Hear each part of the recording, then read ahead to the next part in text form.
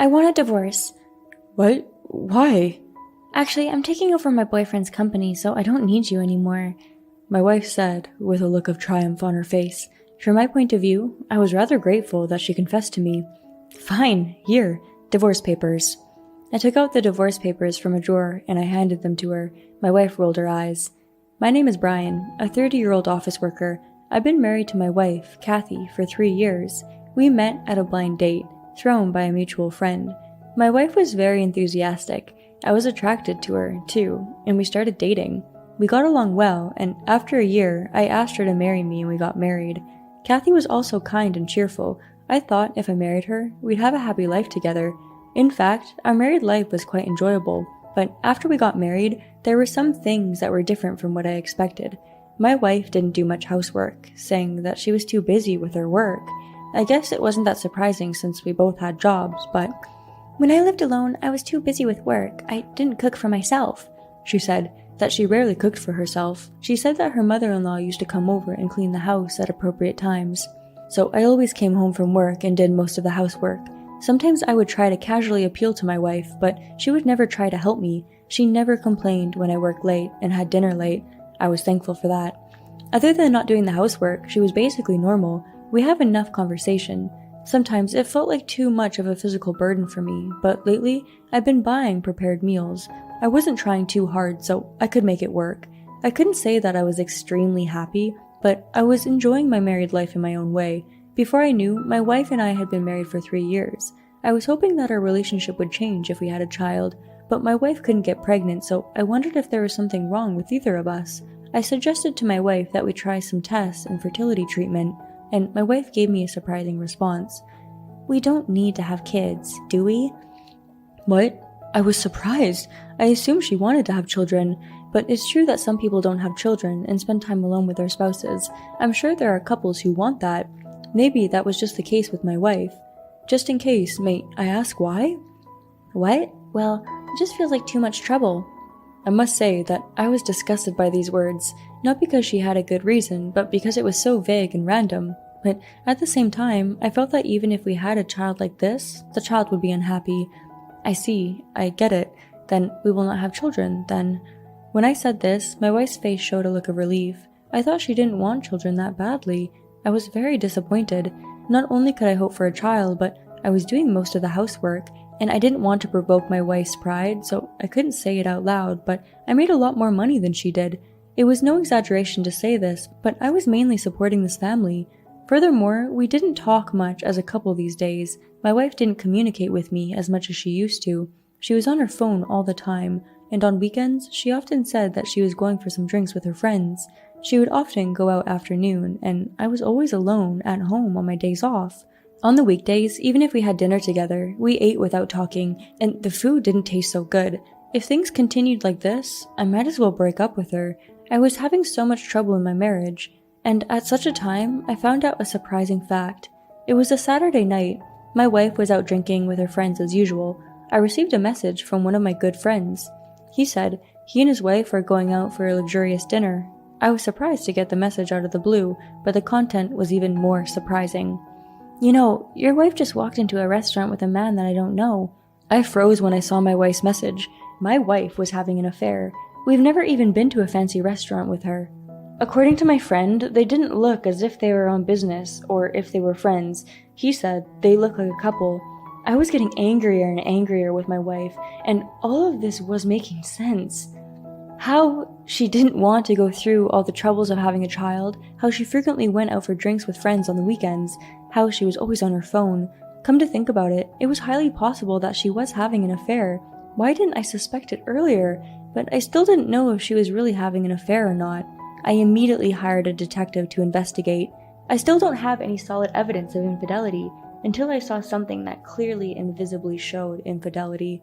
I decided to hold out just a little bit of hope. But reality can be cruel. The results of the investigation that I received from the detective a few weeks later were all conclusive proof of my wife's infidelity. I was shocked, as you can imagine. We've had a lot of differences recently, but I still loved her, and I wanted to believe her, but she was deceiving me. I couldn't believe it. Why? How was it possible to have an affair so easily? and she seemed to be frequenting various high-end restaurants with her lover. Her clothes and bags seemed to be more expensive. Was she spending that much money to get her lover to like her? Then I remembered something. It was something my wife had been asking me to do for the past 6 months. She said that she wanted to send money to her parents-in-law, so she asked me to give her a little more money. Because my salary was higher than hers, she asked me for more support. It wasn't like I didn't like my parents-in-law. Also, my parents had already passed away, and I had no one that I needed to support financially, so I agreed. I'm sure she used the money to become the kind of woman that her lover liked. I was even more disgusted with my wife. I was wondering how much she was willing to use me. I was also angry at myself for not realizing that I had been deceived by my wife. I started to make preparations so that I can divorce my wife anytime I want. First of all, I needed to move. I would be reminded of her here, so I didn't want to live in this house anymore. I decided to look for a new place to live. I was busy with work, so it was hard to find a house in between. Still, while my wife was seeing her so-called friend, as usual, I visited a real estate agent and looked for a good room to live alone. After a month, I was able to find a new place to live. Now, I knew where I was going to live. All I had to do was revenge my wife. I hired a lawyer and prepared a lot of things. Then one day, my wife called me into the living room. She said she has something that she wanted to talk to me about. That's unusual, that you want to talk to me. My wife looked annoyed when I complained. It won't take long. I sat down on the couch as I was told, waiting for her next words. Then she smiled at me and said, I want a divorce. I was genuinely surprised that she would ask me for a divorce. I wondered, how was she going to go about getting a divorce? I didn't say a word, pretending I didn't know the truth. What? Why? Actually, I'm taking over my boyfriend's company, so I don't need you anymore. Thank you for supporting me all these years. Not only did you make a lot of money, you've taken care of the housework as well. I mean, a housekeeper who always made money was great. I don't even need that anymore. I'm going to have a young, handsome husband, and also a promising future as a CEO. I'm going to be a winner in this life. I'm sorry for you. Don't hate me. My wife said with a look of triumph on her face. From my point of view, I was rather grateful that she confessed to me. Fine, here, divorce papers. I took out the divorce papers from a drawer and I handed them to her. My wife rolled her eyes. What? Are you not surprised? And when did you prepare these divorce papers? You've been acting cold to me lately, so I knew we would be getting a divorce. It's better that you can get a divorce soon, right? What? My wife seemed surprised, but realized that it was better for her, so she started smiling. I didn't know you were so understanding, but you've been a big help. Thank you for everything. Well, enjoy your single life. My wife seemed to be having fun. I pretended not to be angry and spoke to her frankly. But I never thought you would become a CEO. Have you talked to your boyfriend's father? Huh? Not yet, but according to my boyfriend, his father has decided that the woman his son chooses will take over as president of the subsidiary. It's a lingerie company for women, so now that I'm going to marry him, I'm going to be the president of the company. I see. Well, I wish you all the best. I'm already the happiest I've ever been in my life. My wife seemed to be so excited. She had no idea of the hell she'd end up in after this. I silently watched her pack up her belongings and leave for her boyfriend. It was so hard for me not to laugh out loud. Until she left home. Then, after my wife moved out of the house, I sold the house right away and I moved out too. Now, it was time for me to revenge my wife. But what I was going to do was very simple. All I have to do was send a content-certified mail to my wife's and to the parents of her boyfriend. With this, my revenge against would be complete. All I had to do was wait for my wife to ruin herself. Sure enough, 23 days after I sent the content-certified mail, I received a phone call from my wife. Hello? Hey, what have you done? Why did you send a content-certified letter to my workplace and his parents' house? What? Why not? You committed adultery. It's natural that you would file a claim for compensation against your wife and her lover, and then you would file for divorce, right? Hey, I thought you weren't mad at us anymore. Are you stupid? What kind of fool easily forgives and steps down after being betrayed by the person he married? How did you know where his parents lived? I hired a detective to investigate the affair, even before you confessed, so I had information about your lover.